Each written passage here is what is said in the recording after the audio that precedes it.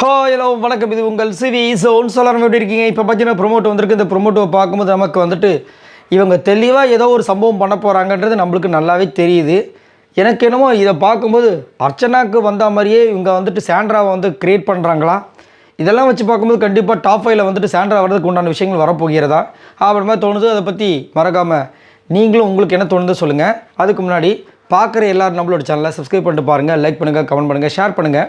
சரி, இப்போ இந்த ப்ரொமோட்டில் என்ன நடந்தது அப்படின்றத பார்க்கலாம். ஃபஸ்ட்டு எஃப்ஜே, வினோத், அப்புறமா விஜய், பார்வதி, கமருதீன், கனி எல்லாருமே வந்துட்டு சாண்ட்ராவை பற்றி பேசக்கூடிய விஷயங்களும், அமித் மட்டும் ஆதரவாக இருக்கிற மாதிரியும், ஒரு பக்கம் சாண்ட்ரா நம்மளுக்கு நடந்த கொடுமையை கேட்க ஆளே இல்லையா ஆண்டவா அப்படின்னு சொல்லி கண் கலங்கி அலற மாதிரியும் காமிச்சிருக்காங்க. இதெல்லாம் வச்சு பார்க்கும்போது திடீர்னு ஒருத்தவங்க ப்ரொமோவை பார்த்தாங்கன்னா, ச்சே வீடே இப்படி வந்து எதுக்குது, இந்த பொண்ணை பாவமாக இருக்கே அப்போ நம்ம தான் நினைப்பாங்க. ஸோ அந்த மாதிரி நினைக்கிறதுக்காக இந்த ப்ரொமோ க்ரியேட் பண்ணியிருக்காங்களான்ற விஷயங்களும் தெரியல. பட் என்னென்னா நடக்குது, ஆனால் மொத்தமாக அவங்களால தான் நடக்குதான்னு தெரியாது. இப்போ என்னென்னா எஃப்ஜே வந்துட்டு என்ன சொல்கிறாரு, இவங்க ஃபீல் பண்ணுறாங்கன்னு சொல்கிறாங்க. ஆனால் 2 பேரும் வெளியில், அதாவது வீட்டுக்குள்ளே வரதுக்கு முன்னாடியே 2 பேரில் ஒருத்தர் வெளியே போவாங்கன்றது தெரிஞ்சு தானே உள்ளே வந்தாங்க. அதுக்கு எதுக்கு இவ்வளோ ஃபீலிங் அப்படின்றாங்க. வினோத் என்ன சொல்கிறாரு, நான் அன்றைக்கி வந்து ஒரு டோனில் பேசுகிறீங்க, இன்றைக்கி ஒரு டோனில் பேசுகிறீங்க அப்படின்ற மாதிரி எதையோ பழசெல்லாம் கிளறாங்க அப்படின்ற மாதிரி சொல்கிறாரு. கமருதீன் என்ன சொல்கிறேன்னா, மச்சான் சுற்ற விட்டுட்டே இருக்காங்கடா, ஏதாவது நம்ம வாயை கூத்துட்டோன்னா அந்த வார்த்தையை பிடிச்சி நம்மளே அடிக்கிற மாதிரி பண்ணுறாங்கன்ற மாதிரி சொல்கிறாரு.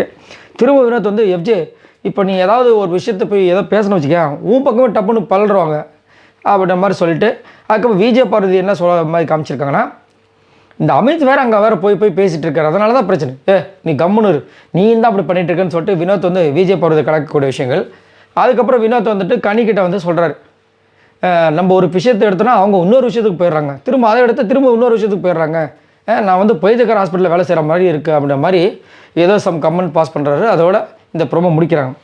ஸோ அப்படின்னு பார்க்கும்போது இந்த ப்ரொமோ பார்க்கும்போது கண்டிப்பாக வந்துட்டு எல்லாருக்கும் என்ன தோணும், பாவங்க அந்த சாண்ட்ரா இவங்க பாடாப்படுத்தி எடுக்கிறாங்க அப்படி தானே தோணும்.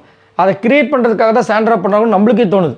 ஏன்னா நான் வந்துட்டு ஓகே, அவங்க வந்து ப்ரெசென்ட் போனதுலேருந்து ஃபீல் பண்ணாங்க, ஓகே, அதனால தான் ஷர்ட்டெல்லாம் போட்டுட்டு அவங்க ஷர்ட்டு அதான் ப்ரெசென்ட்டோட ஷர்ட் போட்டுட்டு இருக்காங்க, எல்லாமே ஓகே.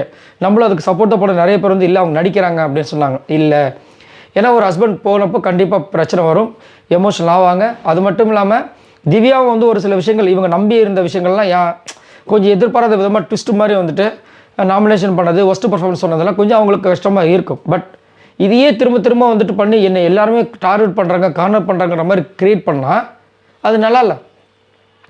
அதேமாதிரி எப்போ பார்த்தாலும் மூஞ்சி சோகமாக வச்சுட்டு இருந்தால் அது எப்படி? இப்போ கொஞ்ச நேரத்துக்கு முன்னாடி நம்ம அமித் கேட்குறாரு, ஏன் நீங்கள் சிரித்த மாதிரி உங்கள் முகமே இல்லையே, பார்த்தே ரொம்ப நாள் ஆச்சு அப்படின்போது அவங்க சொல்கிறாங்க, இல்லை நான் சோகமாக வச்சா தான் எனக்கு வந்து ஓட்டு வரும், ஏன்னா நான் தான் வெளியில் பிஆரே வச்சுருக்கலையே அப்படின்றாங்க. இவங்க காமெடியாக தான் சொல்கிறாங்கன்றது கொஞ்சம் நம்மளுக்கு புரிஞ்சுக்கிற மாதிரி தான் இருக்குது. பட் இருந்தாலும் திடீர்னு பார்க்குறவங்களுக்கு எப்படி இருக்கும், ஓஹோ அப்படியா விஷயம், இவங்க பிஆர் வச்சுருக்காங்க போல இருக்குது, அதனால தான் இவங்க இந்த மாதிரிலாம் ஆக்டிங் கொடுக்குறாங்களான்னு. நைட்டு கூட திவ்யா பற்றின அனுஷா திடீர்னு வந்தாங்க அந்த பெட்ரூமில் லாலான்னு ஏதோ பண்ணாங்க, அது அவங்களுக்கும் அந்த ஸ்டெப்புக்கு சம்மந்தமே இல்லை. அப்புறம் உட்காந்தாங்க, அப்படியே வாழைப்பழம் சாப்பிட ஆரம்பிச்சிட்டாங்க, அப்படியே தூங்கிட்டாங்க. எனக்கு என்ன தோணுதுன்னா, இதெல்லாம் வந்துட்டு கொஞ்சம் அன்யூஷுவலாக இருக்க மாதிரி இருக்குது.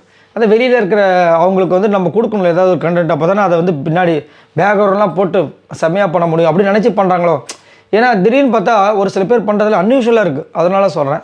ஸோ இதை பற்றி உங்களோட கருத்துக்களை சொல்லுங்கள். இந்த ப்ரொமோ பார்க்கும்போது உங்களுக்கு என்ன தோணுது மறக்காமல் கமெண்ட்ஸ் பண்ணுங்கள். இன்னுமே பார்த்தீங்கன்னா லைவில் வந்துட்டு நேற்றோட 2வது ரவுண்டு டாஸ்க்கு இன்னுமே ஆரம்பிக்கல. நேற்றே சொல்லிட்டார், இன்றைக்கி வந்துட்டு நடக்கிறது இன்னோட முடிஞ்சது, நாளைக்கு வேறு மாதிரி நடக்கணும்.